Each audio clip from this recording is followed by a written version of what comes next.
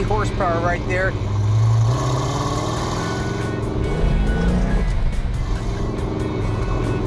Boy, that feels good. Our 1969 Dodge Super Bee 446-pack 4-speed, all numbers matching car from way back in Season 2 is complete and ready for the very emotional reunion with its owner. Before we do, let's take a long step back in the Graveyard Carz time machine and see how this car got started.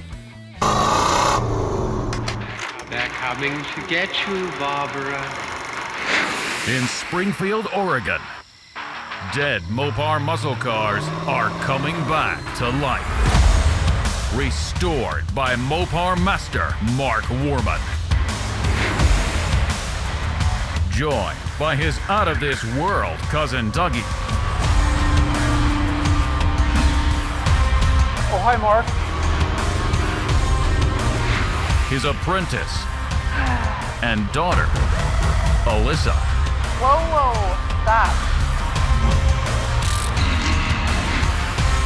And his childhood best friend, Royal. Mark hates everybody.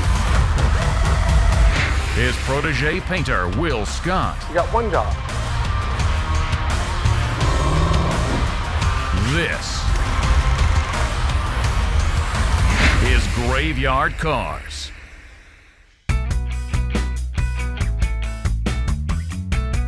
So one of the first things I wanted to do when the car showed up here was to validate its originality. Car's only original once. It needed to be restored. So we had made that decision that we would restore it, documenting the things that are on the car that would help us in the future restore cars correctly, or other people out there in the world that are doing a 69 A12 car, is very, very important. So therefore I took the camera guys and said, you're here until I'm done. We talked about the originality of the bolts and the fasteners that were on the car, what made them original, how we knew it was supposed to be done when the car was done. It's allowed us to be able to get where we are now and restore the car the exact same way. We started at the very front of the car and worked our way to the back. That is a date-coated vent glass. Has the original PPG logo here, the Chrysler logo here, the date code here, and the tint or no tint down there in the corner. I've got an original Bumblebee stripe on a 69.5 A12 car. It's a very, very rare situation. So the factory may have said, I want 1 inch reveal on this side and 1 inch reveal on that side, but it's a human being doing it. So when he did this car, he's got 1 1/4 inch over here and 3/4 of an inch of reveal over here. I duplicate that. I want this car to look exactly the way it looked when it rolled off the assembly line. We talked about the fiberglass lift-off hood. This car was an original paint car. If you look at it in this footage, it's all original paint. It never had anything done. This is an F6 spring green color. So even though the car was wearing its original paint, I thought that it was important, just again for historical purposes and for documentation, to check the course support numbers, make sure that they match, make sure there wasn't a typo in it. Check the one against the trunk lip. In this case, everything matched the fender tag and the dash, which all match the title, which all validate this car along with the serial number on the engine and transmission as a pure, all numbers matching 69.5 A12 Super Bee. And we got a WM23M, as in Michael. That means it's a modified engine application. All 69 Dodge Super Bee started life as a 383. That was the minimum factory engine that came in a Super Bee. If the car was destined to be one of the 69.5 M code spring cars like this one is, then they changed the call out that would have been for the 383 Magnum, and they made it an M for modified. Then you got 9, which is the year, and A, which is Lynch Road. They were all built at Lynch Road.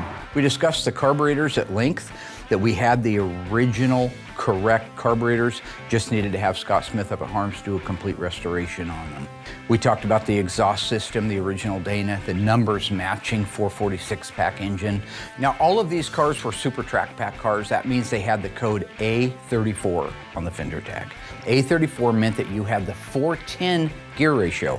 4.10 turns to every turn of the drive shaft.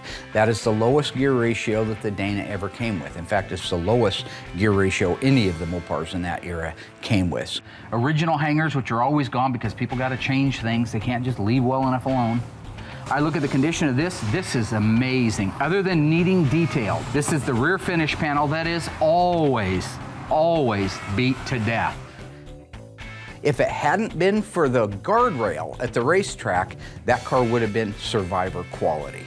Well, my understanding is the accident was at the drag strip. He was doing a quarter-mile race like they did back in the day. You can see it was actually a pretty good impact into the wall, and he was moving. It started at the front and raked its way down the entire side. He didn't want to drive the car looking like that, so it got parked, and the decision was made that someday we'll fix the body and paint. And as time went on, it no longer just needed body and paint, it really needed some restoration work. And that's why it ended up setting so many years before we got it. There's an enormous amount of originality that can be documented when you're working on one of these cars. Whether it's what finish a bolt had on it, or where that bolt went, what the markings on the bolt, if they happen to be unique.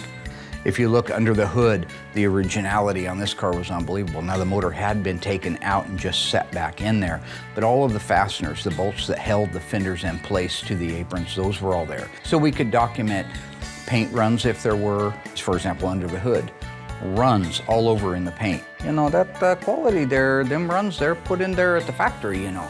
There's nothing I can do about that. Fargo. It's kind of funny, this is such a unique car, but with all the changes Graveyard Carz has gone through over the last decade, from the time that car showed up, we've covered a lot of ground. One of the things we didn't really cover much was the body work on it. Now I was here and I was working with Ryan. He was my body man, phenomenal body man. So I did get some still pictures of the car. We did not replace the fender. We repaired it. We did not replace the door, we repaired it. And the quarter panel that was caved in, right near that sensitive area on the quarter panel where all the style lines are, Ryan metal finished that off. The only rust that was on the car was the bottoms of the quarters. We did have to replace the bottoms of the quarters, so Ryan hand fabbed those sections for down low. The rest of the car was pretty darn straight. One other quick note is in one of the photos you'll see what Dave talks about later, that his dad had put an automatic transmission in this car. Might have been what was in it when it hit the wall, who knows. He wanted to go faster, automatics can shift faster, so he put that in there. At the back of the tunnel, for the 4-speed hump, it's cut out to accommodate the shifter for the automatic transmission.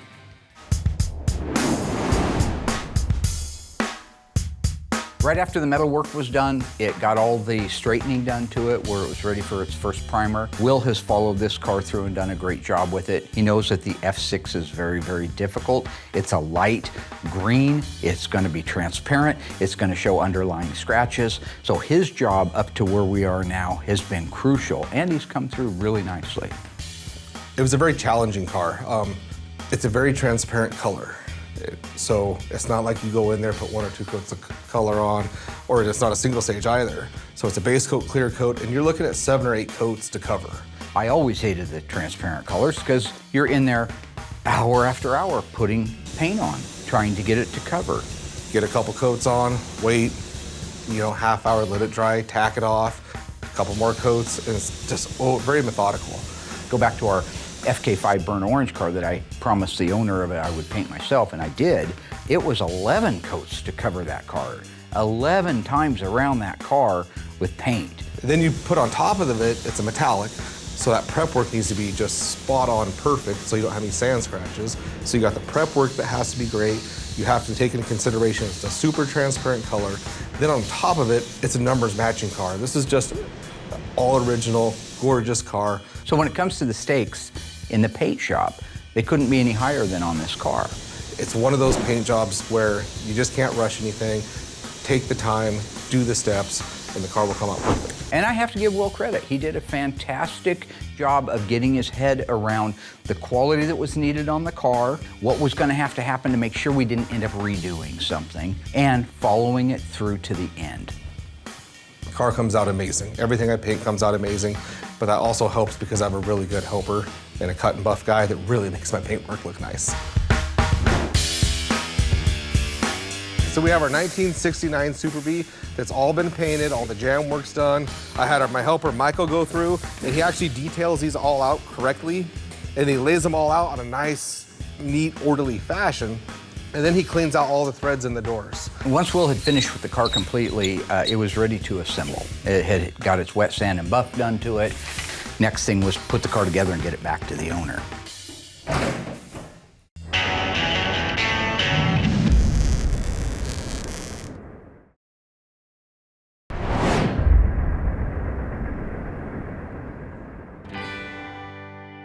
Now, once that car came back over to the assembly shop and was ready to get put together, I took some time with Alyssa, if you guys remember, back in earlier season, because she is a new QC person, and walked around it with her, showing her what I would look for. So this is really exciting for me to be able to get to work with my dad for a little bit. He's really busy, so this never happens. Getting to walk around the car and see the details with the paint and the gaps is especially important when you're doing quality control. So right now you're looking at a car that looks beautiful. Just came out of the paint shop. Theoretically, Should be perfect. no, there's no such thing as perfect. Oh, so what I really found interesting was my dad talking about color flop. This enigma of color flop, how you could paint a fender and a door out of the same can, but if you didn't paint them at the same time and you hung them on the car and you stand off to the side, one might look darker than the other one. That's color flop. I took the time to show her what to look for. This car had none of that. So it never occurred to me that even if you're using the same can of paint, that timing matters. So if you spray half the car, leave that can sitting out, and you get back to it the next day, the color's actually gonna be different and you're gonna run into problems later. So another key point that I wanted to share with Alyssa is always my pet peeve, and that is gaps. So when we're looking at the fender and the door, we're making sure the gap is consistent from the top to the bottom. And is it the same width of a gap that you would see on the driver's side? This may seem wide. I've seen these gaps all over the place.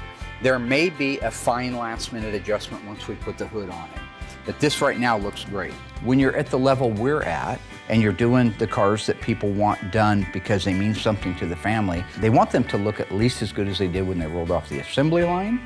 I want them to look a lot better, and that's why I took the time to go over all that with her. Now, I have a question. For who? For you, where are Okay. the hood hinges on this one? Or They the should hood? have the hood hinges in place, right?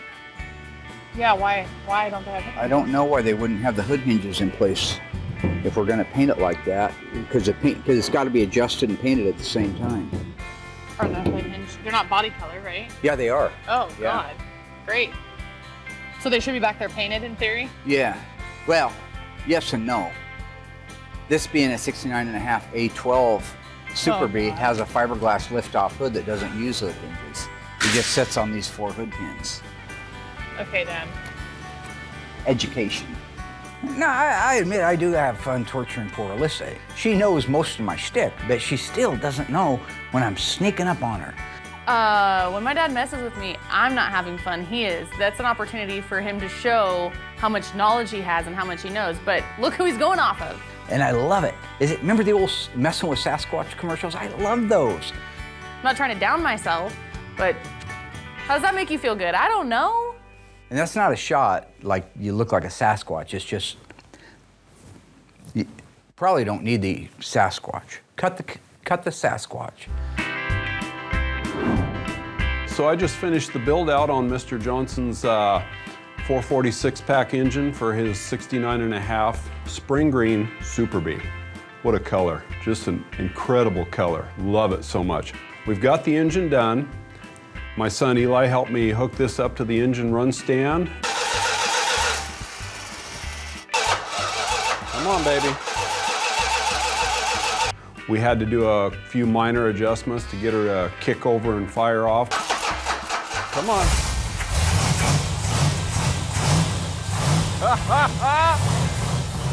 But after that, just fired up, ran beautiful.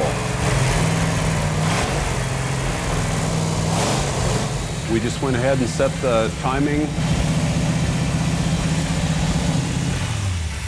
And now we're ready to install it in the car.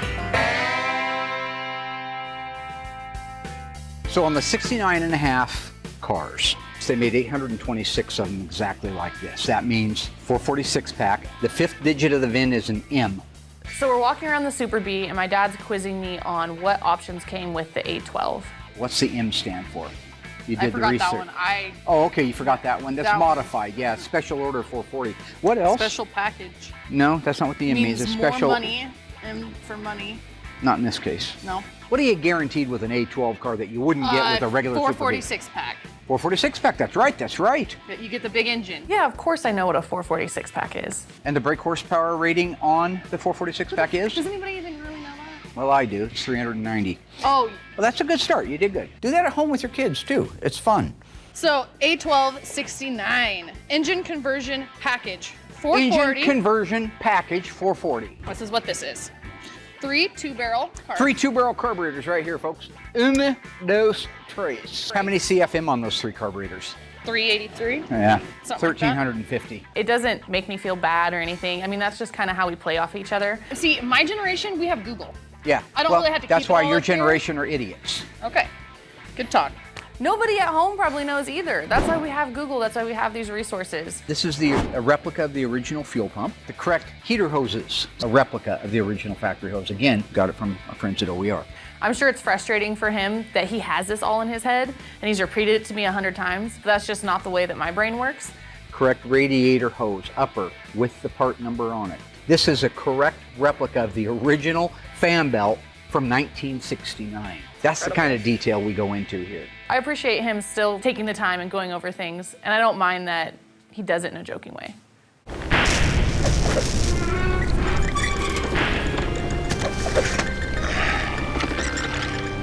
In previous episodes of Graveyard Carz, we restored this beautiful Top Banana A57 Rally Package 72 Charger.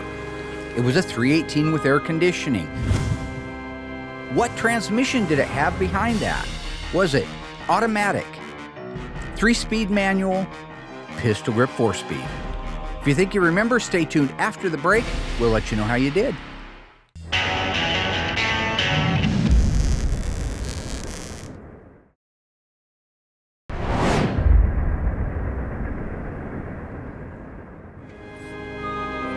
All right, folks, welcome back. How'd you do on that one? You remembering this car? What transmission was behind that 318? If you said automatic, congratulations, you are correct. It was a console shift automatic. However, 3-speed and 4-speed were both available. In addition to the powertrain, this was a full-blown, real-life A53 rally car with all the whistles and bells. It had a canopy vinyl top on it, rally doors, air conditioning, rally instrument cluster. This car was loaded. You got dual exhaust all the way out the back with tips.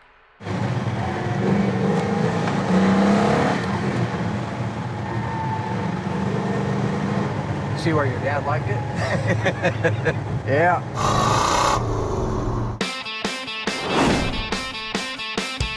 I know that most of you have seen us put in lots of drivetrains, and this one was just as easy as they normally are. They're not that way by accident. It's repetition, number one. Number two, a system.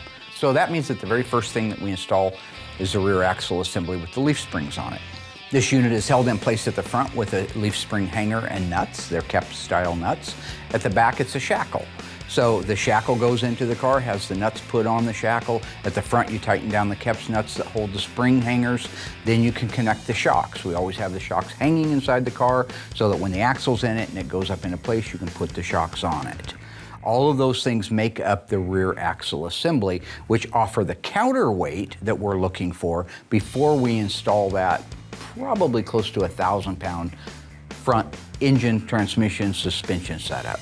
This is exactly how the factory did it. I don't know that they did it in the same sequence, I doubt it, but this is the basic way that they did it. Except back then, I believe they lifted the engine up into the car and the car may have moved down on top of it at the same time. In our case, the car is stationary on the bin pack lift. We raise the K-member with the transmission and cross member up into place, line it up in the holes with the frame rails, and install the K-member bolts. Once the bolts are in the front, you can go to the transmission cross member. Put the bolts in it, tighten everything down, put the natural weight of everything on the drivetrain in the car, and then begin building out all the peripheral parts. Upper control arms get put into place with the adjustable cams. All right, so how this works is if you want to set the upper control arm alignment when you're down at the alignment shop, you're going to set the caster and the camber. And the way you're going to do that, you're going to put a wrench on this right here. And when you move it, watch this control arm. See that control arm going in and out? That's how you set the alignment. The back one does the exact same thing. Once you have all those pieces in, you can install the drive shaft and you have a front to back drivetrain, at least down low. Up high, you'll still have to make all your connections, put your radiator in, upper hoses, lower hoses, and all that. But for now, from a drivetrain standpoint, those are the steps. The thing that is the cherry on top of the float is the wheels and tires. In this case, Dave really wanted Kragers on it. His dad had Kragers on it way, way back in the day. So we were able to put 15.8 Kragers in the back, 15.7s in the front.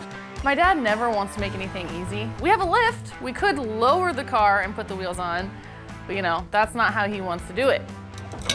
Good, good, good, good. Excellent. 275, 60, 15 in the rear, 245, 60, 15 in the front. And set that thing down. Look at that car, stand back, and that is why I love Kragers. That is why I had them on my car when I was a kid. I'm 58 years old now, I was 18 years old then, and I love them every bit as much. In the case of all of our cars, and our work and our flow, we try to evolve as a shop. The way we do things now might be a little bit different than the way we did them 10 years ago, 20 years ago, 30 years ago. With vendors making products now that are as good or better in some cases than the factory, it really makes us look better in the end. So if you remember, we talked about the exhaust system. The ECS exhaust system on that car is a beautiful duplicate of the factory, right down to every marking. Every step, I took time and showed Justin what to look for on this. He went out back after that, looked at an original exhaust system and compared it, and absolutely agreed it is a factory system. So that's an evolution for graveyard cars.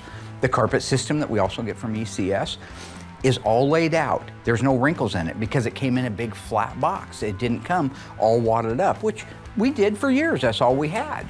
But time is money. So the time it takes you to pull that out and steam it and make it fit like it's supposed to, and sometimes it does, sometimes it doesn't. We're not interior people, we're not upholsterers, so we do the best that we can. But when it comes like that in a box and flat, all you do is put it in there, work your inside corners a little bit with the steam, and you are done. Those are the things that we're talking about, whether it's the Krager wheels, whether it's the 1010 tires, whether it's the exhaust system from ECS, whether it's the Classic Industries interior, the PPG paint, and I know I'm dropping a lot of names and people hate that, but those are the ways that we produce cars that look like the one you're looking at right now. Same thing for the radiator. This was a replica built by Glenray Radiators of the original 2949 054. This is going back in time and building and creating a radiator that has more capacity in it, more flow, will keep the engine running much cooler than the factory one did. And when you're putting a car together that you've got a lot of money in, trust me folks, a lot of cash, you don't want it overheating.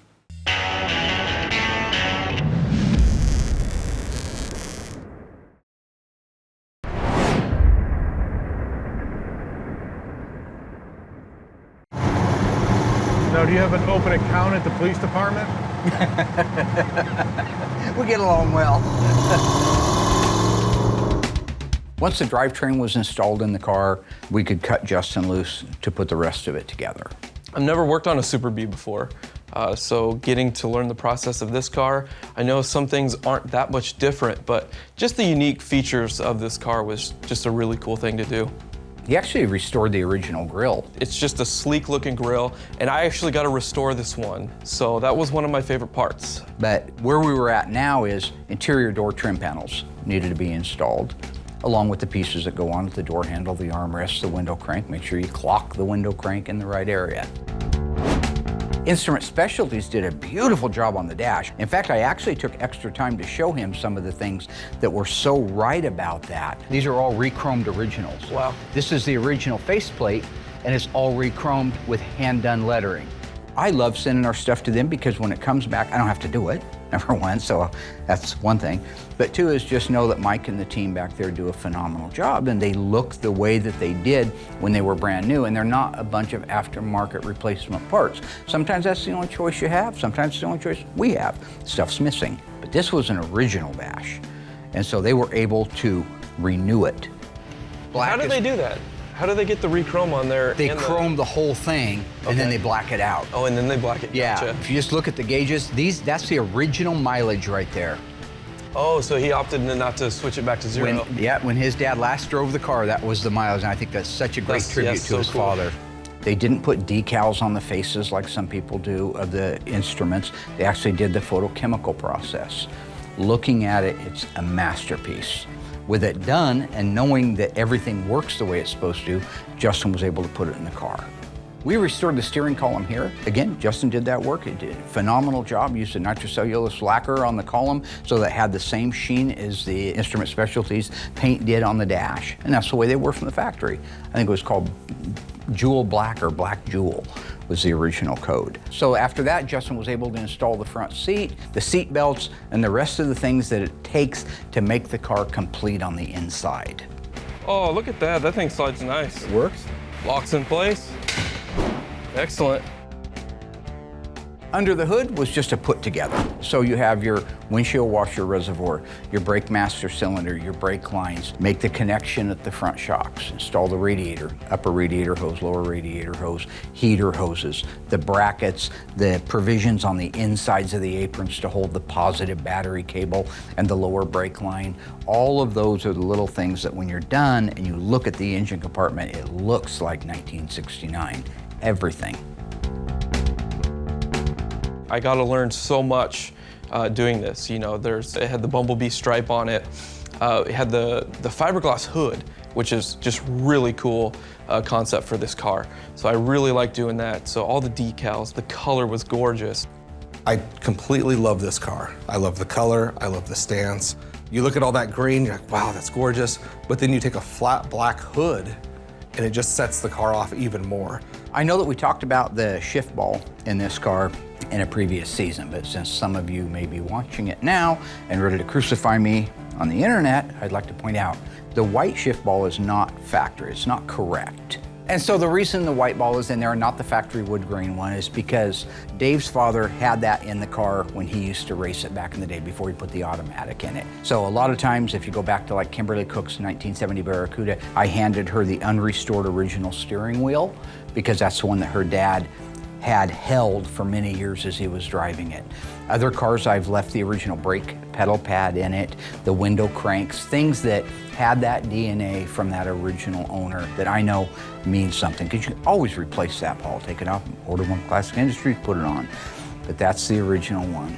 And I always look at things, how would I want to do it if it was mine? That's one of the touches that I think I would really like.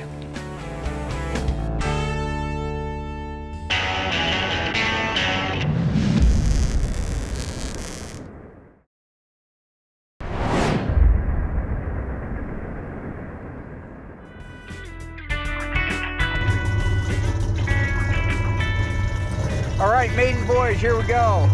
69.5 A12 446 pack 4-speed car.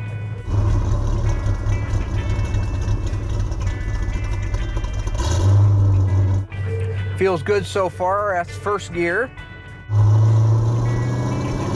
My buddy Jamie Passon built this transmission and it feels great. Handles great, no squeaks. That's good. No rattles. For a big old muscle car, not bad at all, not bad at all.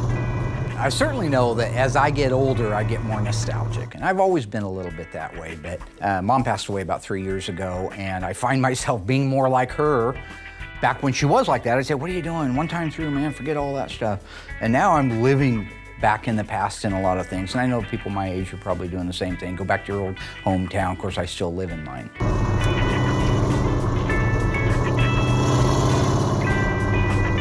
For me to be able to drive a car that I only dreamed of when I was a kid, never thought I would have one, didn't figure I'd even want one by the time I was an adult.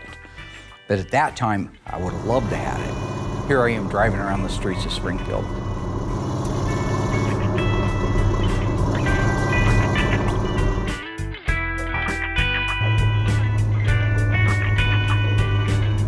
It's manual steering, it's miserable.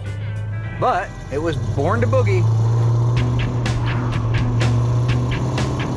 Here I am driving around the streets of Springfield by the old mill that I used to walk down to when I was a little kid.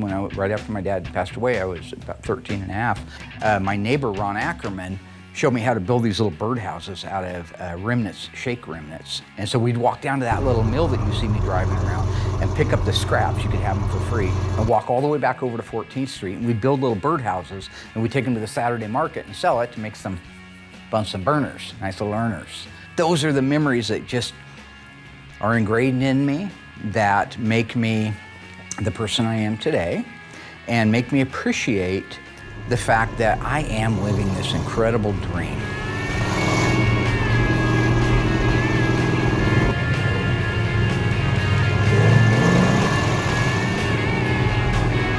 Boy, that feels good. Now that's torque. 390 horsepower right there, 1,350 CFM carburetors opening up. That felt amazing. Dream personified. It doesn't get any better than this. I get to work with all the people that I love and care about. I get to work on the cars that I love and care about. I get to share that with my family now that I love and care about. And I get to share it with, millions of people around the world. And so when you see me driving up and down and doing my shtick and probably trying to make people laugh, just know that inside my heart is full. And there's not much more you could ask for as a businessman, as a father, as a husband. And I got 2 new puppies too, Bailey and Lily. So it's actually a father again. They're pretty adorable. One's a purebred, 3 degrees, all right? AKC, CCC, DCC. But it's not important, it's not part of the story.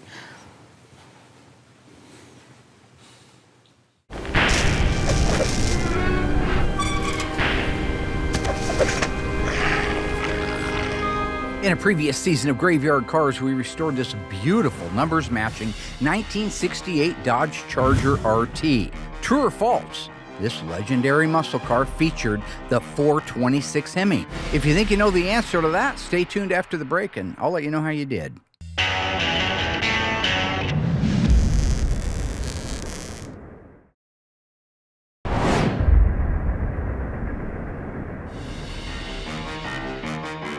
All right, folks, welcome back. How'd you do on that one? Was our 68 Charger MM1 turbine bronze a factory 426 Hemi car? If you said false, congratulations, you watched the show.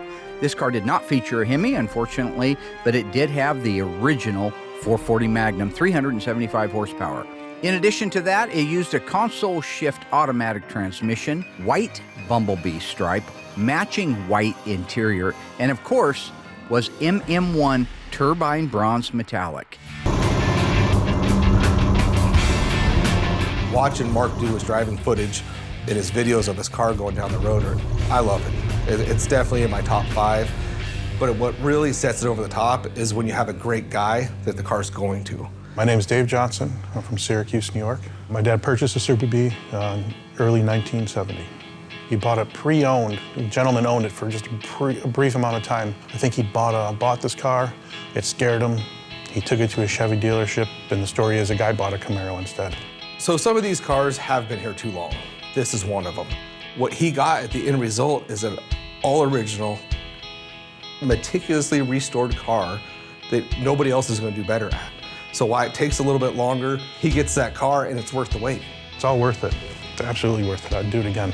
It still hasn't clicked. I came up today, I got here and I saw it just sitting there, and it's hard to think that it's my car or it's my dad's car and it's done. I've known this car to be in an unrepaired state longer than I remember it being in a repaired state. So I've always used to seeing it just stored away and just tucked away in hibernation. It's kind of the way I remember it most.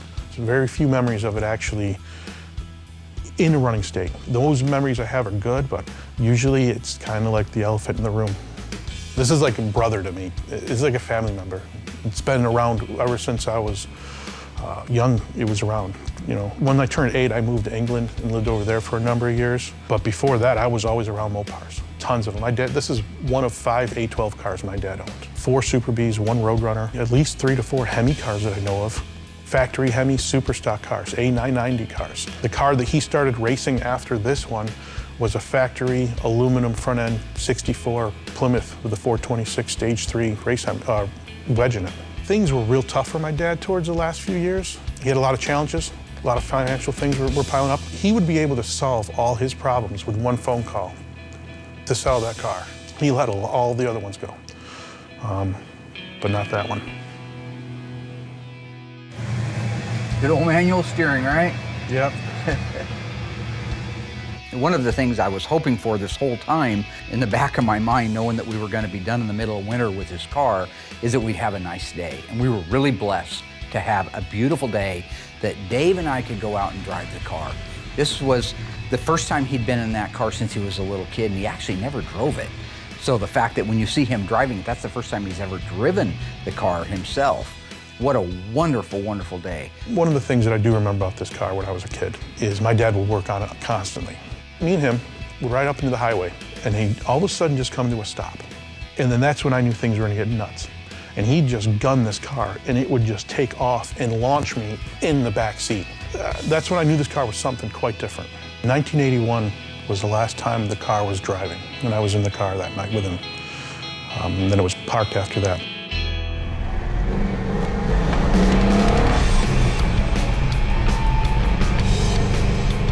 See why your dad liked it? Yeah. My dad raced the Super Bee. He did race it at the drag strip. He often went there, but then he had a couple other race cars that came along. And then he kind of put this one, not aside, it became his favorite car. And he didn't want to tear it up on this trip.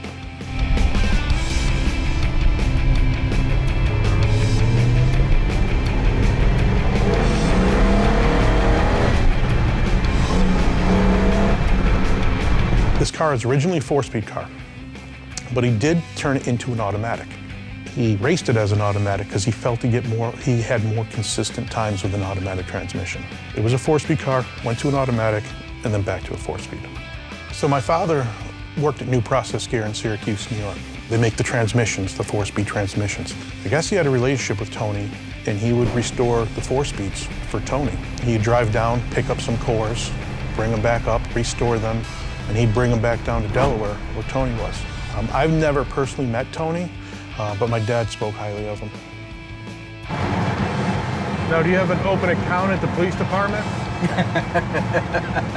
We get along well. I had owned a few of my own cars. I owned my own Super Bee, 383, B5 blue, B5 blue interior. And my dad told me, hey, you're not doing anything with this car. Why don't you sell it?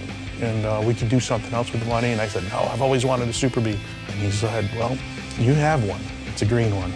And we were gonna do it together. So my mom told me she learned how to drive stick in this car. I remember that. My mom loves this car a lot. Gonna drive? Yeah. I'll set a park and brake on. I've never driven this car. I've ridden in it, never driven in it. I'm apprehensive about driving it. I want to drive it. I want to enjoy this car. All the work that everybody here has done, I want to enjoy the car. So that should be first there.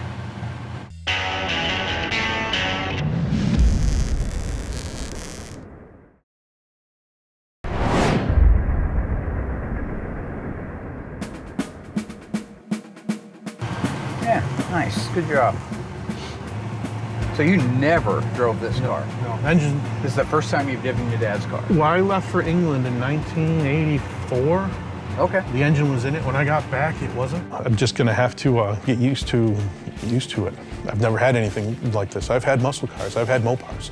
Never had something like this. Nah, nothing close to this. Yeah, nowhere. This is what I mean. It feels so solid. Like a lot of times we got to go through a bunch of stuff, finding rattles here and squeaks. This one feels good. I looked into a lot of the people locally to help with the restoration of the car. I subscribed to Mopar Collector's Guide, and I saw the issue with Graveyard Cars on it. Just on a whim, I said, I'm gonna email these guys. And within less than 24 hours, I'm at work and my phone rings, and it's Mark Warman.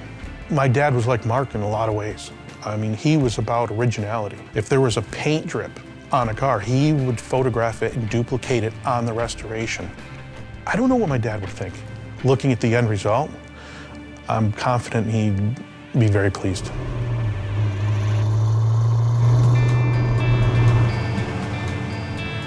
You can leave it here if you want to. Hate to see you wrecked in the I car. can't thank you enough. I know that you sacrificed a lot, and I know that I'm not paying nearly enough for what you and your guys have done. It's all good, brother. You know, the fact that you care like that is what matters to me. I love what I do, and I love the people and I love the cars. I hate that it's a business. Because that's the end of it that always ends up sucking. It's because somebody gets mad because you're too late. Like, I want to thank you equally for, we're so far behind on it. You never once made me feel like crap. You never once made me regret doing it. I was thinking like, man, this guy's been so patient. It's been so many years.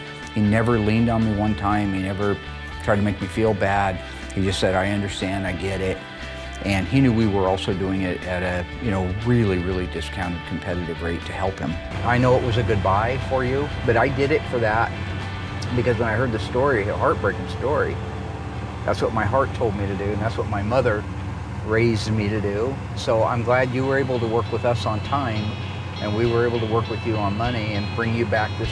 It's the nicest car we've ever jumped in and driven and not had at least something. It's really cool. It's like this was meant to be right now at this point in your life, and now your son's around where you can have fun with him in this car for the next 40 years. Will you bequeath it to him? Oh, absolutely. It's his car.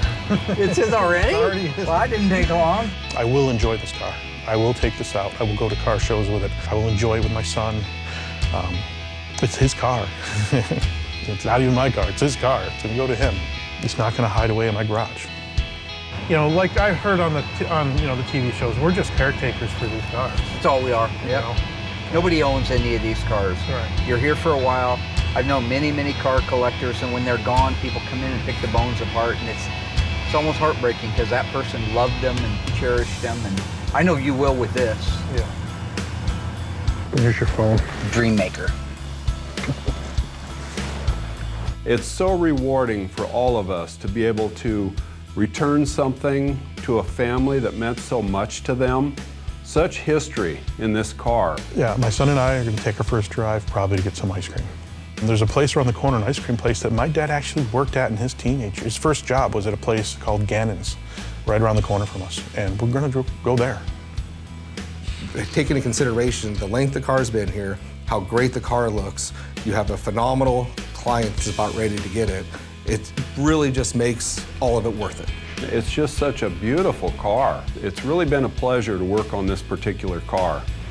You can kind of feel proud that you were able to be a part of this, making his dream come true. I know he's waited a long time for this car, and it's just very rewarding.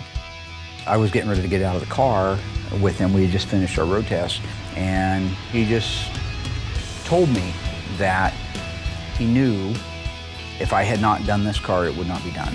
That he wouldn't have had the funds to do it somewhere. He wouldn't have trusted anybody else to do it. What can you say about that? It's humbling at the moment, and it's emotional at the moment too. And when somebody tells you that, guy to guy, it means a lot. It means the world. There's a few things in this world I'll take with me when I go, and that compliment from him is one of them. We never know which lives we influence or when or why. Not until the future eats the present anyway. We know when it's too late. Stephen King, 11/22/63.